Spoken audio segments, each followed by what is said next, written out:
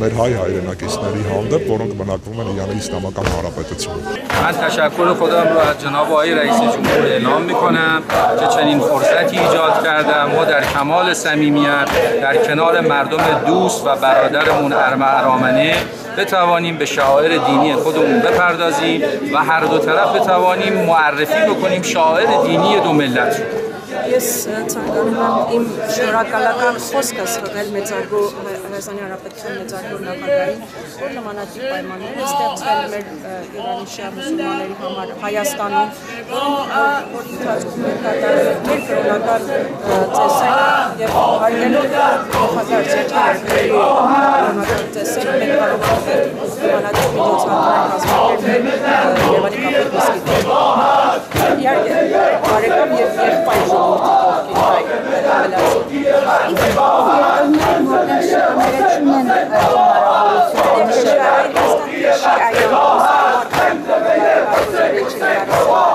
بله بسیار زیاد ما اگر شما به خبرها مراجعه بکنید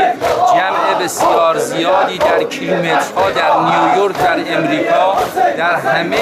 کشورها از اتباع پاکستانی دیگر کشورها حضور پیدا کردند و کیلومترها به عزاداری حضرت آقا عبدالله الحسین پرداختند. تنها فقط در این کشور نیست در تمام جهان هست. بله ما در همه جا در هر مکانی که در دنیا ایجاد بشه برای شیعیان این فرصت روز عزاداری رو داریم که برای حضرت امام حسین عزاداری کنیم. ولی جناب سفیر اینجا تو ارمنستان خیلی مفصل‌تر از امریکا. من امریکا شرکت کردم به این ترجمه Որպես ասում է աշխարհի բոլոր ծայրերում, որ այս հնարավորությունը ստեղծում է եւ շիա մուսուլմաններ, իրենք այս սփո արարողությունը Իմամ Հոսեյնի հիշատակին կատարում են։ Իսկ տիկին ավելացրեց, որ ես Ամերիկայում եղել եմ, սակայն այսպիսի միջոցառում, այնինչ այսօր ես նկատեցի կազմակերպել է Երևանի Կապույտ մզկիթում նման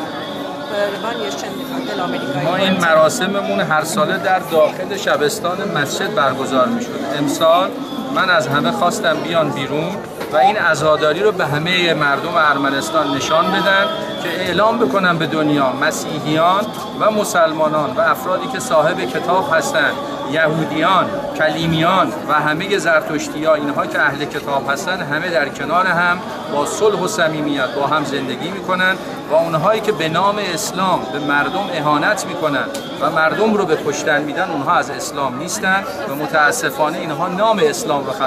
خراب میکنن. اسلام دین آزادگی است، اسلام دین صلح و برادری و صمیمیت. ان شاء الله که اونها نابود میشن جناب سفیر. نابود بشن Մսկիթի ներսում են կազմակերպում, սակայն աստարի ես կարգադրեցի որպես մսկիթի տարածում նաև այս սփո արարողությունը կազմակերպել, որ ողջ աշխարհի դիմացույց որ մենք խաղաղասեր եւ մայրասեր ժողովուրդներ սփո արարողությանը ծանոթացնենք այլ ազգերին, ինչպես ենք մենք նշում մեր սփո արարողությունները դարձյալ նշում եմ այն ժողովուրդները, որոնք ունեն սուրբ գիրք, դրանք կլինեն զրադաշտները, կլինեն քրիստոնյաները, մենք բոլորս եղբայրներ են եւ խաղաղասեր ժողովուրդներ են եւ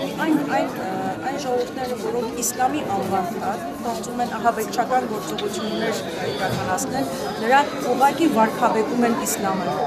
նրանք իսլամը դավանող ժողովուրդներ չեն։